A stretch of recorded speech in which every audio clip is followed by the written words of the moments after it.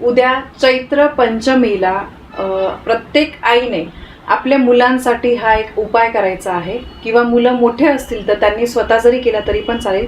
हा उपाय मुलांसाठी केल्यामुळे त्यांची स्मरणशक्ती अगदी तल्लख होते, ते एकपाटी बनतात आणि परिणामी काय होतं, ते जे अभ्यास करतात तर त्याच्यामध्ये त्यांना सगळ्या अभ्यास केलेल्या गोष्टी लक्षात राहतात, त्यांची स्मरणशक्ती अगदी स्ट्रॉंग होते आणि त्यांच्या करिअरसाठी त्यांना त्याचा खूप फायदा होतो। जे प्रत्येक आईवडिलाला अपेक्षित असतं की माझ्या मुलाने अगदी हुशार असावं, प्रत्येक क्षेत्रामध्ये पुढे असावं असं प्रत्येक आईवडिलांना वाटत असतं।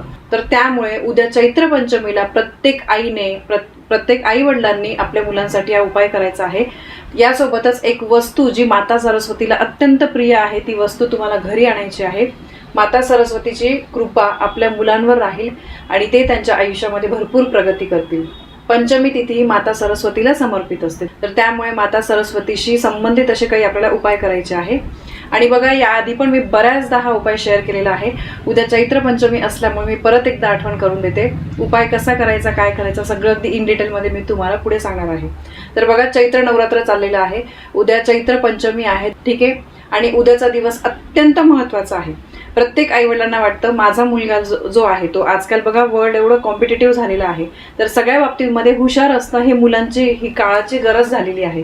ऑलराऊंडर आपल्या मुलांनी असणं हे खूप गरजेचं झालेलं आहे आणि त्यामुळे त्या मुलांची स्मरणशक्ती अगदी तल्लख असणं महत्त्वाचं आहे। तर म्हणून उद्या वसंत पंचमीला हा माता सरस्वतीचा दिवस असतो, तर त्यामुळे माता सरस्वती म्हणजे विद्येची देवता आणि विद्येची प्राप्ती होण्यासाठी, त्यामध्ये वाढ होण्यासाठी हा अतिशय प्रभावी उपाय करायचा आहे। आणि जेव्हा माता सरस्वतीचा कृपाशीर्वाद आपल्यावर असतो, माता लक्ष्मी आपोआपच येते। कळालं असेल तुम्हाला, जेव्हा आपली बुद्धी तल्लख असते तेव्हा आपण बरोबर प्रगती करतो, पैसे कमवतो आणि मग माता लक्ष्मी आपलं घर सोडून कधीही कुठेही जात नाही। आणि हा उपाय जो आहे, मुलं लहान असतील तर आईने आपल्या मुलांसाठी केलं तरी पण चालेल। आता मुलं समजा शाळा असतील वगैरे तर तुम्ही सकाळी सकाळी करा किंवा दुपारी केला किंवा संध्याकाळी केला तरी पण चालेल, पण न विसरता हा उपाय करायचा आहे। मुलं मोठे असतील, त्यांनी स्वतः केला, ते बाहेर गावी वगैरे राहतात, हॉस्टेलवर राहतात, तर त्यांनी स्वतः केला तरी पण चालेल। तर आता नीट ऐका उपाय कसा करायचा आहे। सकाळी अंघोळ झाल्यानंतर शक्यतो मुलांना त्या दिवशी पिवळे वस्त्र घालण्याचा प्रयत्न करा, कारण माता सरस्वतीशी निगडीत असा हा पिवळा रंग असतो। आणि सरस्वती मातेचा मंत्र असेल, म्हणजे बघा ती रांगोळी असते, मी स्क्रीनवर पण दाखवते, ते तुमच्या देवघरामध्ये असेल, माझ्यासुद्धा देवघरामध्ये मी ठेवलेलं आहे, किंवा मूर्ती असेल, फोटो असेल, त्याला मुलांना हळद कुंकू अक्षता अर्पण करायला लावा। माता सरस्वतीची दिवा अगरबत्ती ओवाळून पूजा करा आणि त्यानंतर आपल्या मुलांना माता सरस्वतीचं स्मरण करायला सांगा। आणि पूजेच्या वेळेस पण तुम्ही शक्यतो पिवळे फुलं, केशरी फुलं जे आहे ते आपल्याला माता सरस्वतीला अर्पण करायचे आहे। आणि यानंतर काही गोड नैवेद्य, म्हणजे बघा तुम्ही अगदी पिवळी मिठाई म्हणा किंवा पिवळी केळी तुम्ही अर्पण करू शकता, किंवा अगदी तुम्ही साखर अर्पण केली तरी पण चालेल। आणि माता सरस्वतीचा मंत्र जो मी स्क्रीनवर देते, ओम ऐं ह्रीं क्लीं श्रीं सरस्वती बुधजनने स्वाहा, हे मुलांना तुम्ही कमीत कमी 11 वेळेस म्हणायला लावा। छोटे मुलं तुमच्या मागे म्हणण्या इतपत ते मोठे असतील तर एकदाच तुम्ही अगदी एक एक शब्द सांगून ओम मुलांना म्हणायला सांगा, ओम एम एम असं मुलांना म्हणायला सांगा मध्ये आपल्या मागे। मुलं मोठे असतील त्यांना अगदी 11 वेळेस म्हणा किंवा 101 वेळेस, जेवढा जास्त वेळेस जमेल तेवढा वेळेस जास्त वेळेस म्हणायला सांगा। हे म्हटल्यानंतर तुम्हाला एक दर्भाची काडी स्क्रीनवर दाखवते बघा, जिथे देवाचं सामान मिळतं तिथे मिळून जाईल। नाही मिळते तुळशीची काडी तुम्ही घेऊ शकतात, ठीक आहे। तुळशी, आपलं जे तुळशी असते तर त्याची तुम्ही काडी घेऊ शकतात, किंवा सोन्याची काडी, म्हणजे तुमचं कानातलं वगैरे आहे किंवा अंगठी आहे स्वच्छ धुवून घ्यायची आहे, किंवा चांदीची काडी असेल, किंवा नाही काही आहे तर तुमचा बोट जो आहे तो तुम्हाला स्वच्छ धुवून घ्यायचा आहे। मुलांना जीभ बाहेर काढायला सांगायचं आहे आणि त्यांच्या जिभेवर माता सरस्वतीचा बीजमंत्र एम लिहायचा आहे, ठीक आहे। हा एम मधाने अगदी स्पष्ट आलाच पाहिजे असं नाही, पण असा एम तुम्हाला स्क्रीनवर दाखवते तसा तुम्हाला त्यांच्या जिभेवर काढायचा आहे। मला बऱ्याचदा कमेंट येतात की ताई माझा मुलगा खूप हट्टी आहे, माझी मुलगी खूप हट्टी आहे, अजिबात ऐकत नाही, जे सांगतो त्याच्याबरोबर ते उलटं करतात। आणि आजकाल आहे ना हट्टी चंचल मुलं खूप आहेत, अगदी असे शांत व्यवस्थित असे मुलं तुम्हाला खूप कमी सापडतील। आपल्या वेळेसचा जो जमाना आपण म्हणू शकतो तो खरंच खूप वेगळा होता। आपल्याला आईवडिलांचा थोडा धाक होता, आपण शिक्षकांना घाबरायचो, पण आता तसं नाही आहे। तर त्यामुळे या मुलांसाठी ना असे काही उपाय जर केले तर त्यांचा चंचलपणा जो आहे तर तो कमी होतो आणि ते एकपाटी बनतात। ते जे काही अभ्यास वगैरे करतात तर ते त्यांना पटकन लक्षात राहतं। आणि हा तुम्हाला मधामध्ये ही काडी बुडवून किंवा बोट बुडवून तुम्हाला असा एम जो आहे तो त्यांच्या जिभेवर लिहायचा आहे. अगदी सोप्या पद्धतीने बघितला उपाय, अगदी सोपा आहे. आणि त्यानंतर दुसरी गोष्ट म्हणजे उद्या चैत्र पंचमीला तुम्हाला मोरपीस आणून मुलं जिथे अभ्यास करतात तिथे तुम्हाला लावायचं आहे. आता समजा काहींचा सेपरेट स्टडी रूम असतो, काहींचं एकच घर म्हणजे एक रूमचंच घर असतं, तिथे एका कोपऱ्यात मुलं अभ्यास करतात.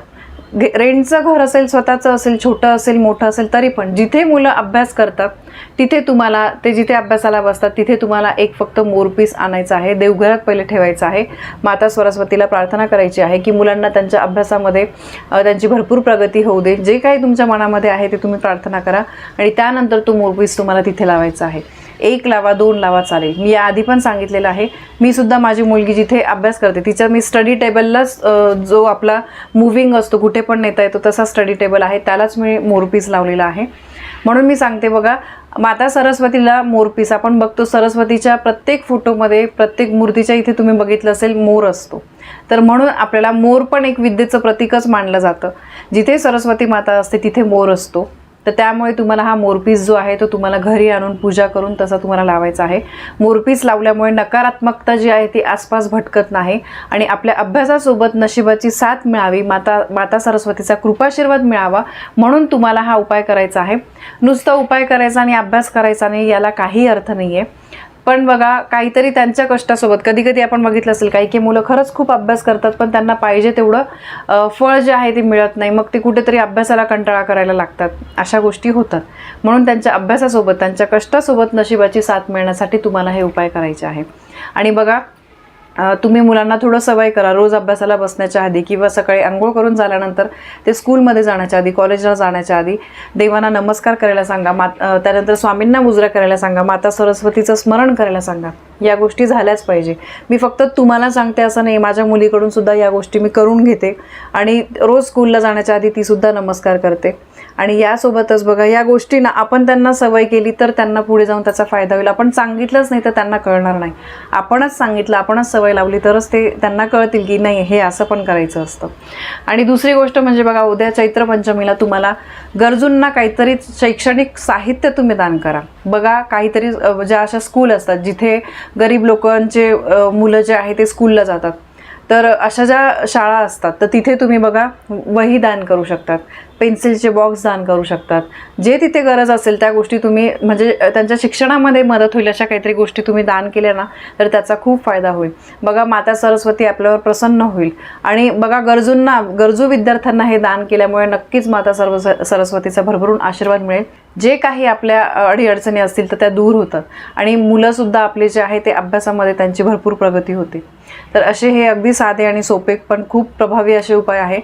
हे जे मी तुम्हाला उपाय सांगितले हे तुम्ही दर महिन्याच्या पंचमी तिथीला करू शकतात. आणि मुलं लहान असतील तर हरकत नाही, दर महिन्याच्या पंचमी तिथीला तुम्ही करत जा. 100% तुम्हाला त्यांच्यामध्ये खूप फरक जाणून येईल आणि ते कुठेतरी अभ्यास अगदी एकाग्रतेने करता हे तुम्हाला जाणवायला लागेल. तर बघा, उद्या चैत्र पंचमीला न विसरता तुम्ही हा उपाय कराल अशी मी अपेक्षा करते. माहिती तुम्हाला आवडली असेल तर व्हिडिओला लाईक करा, शेअर करा. आपल्या चॅनलवर नवीन असाल तर सबस्क्राईब नक्की करा. धन्यवाद. श्री स्वामी समर्थ.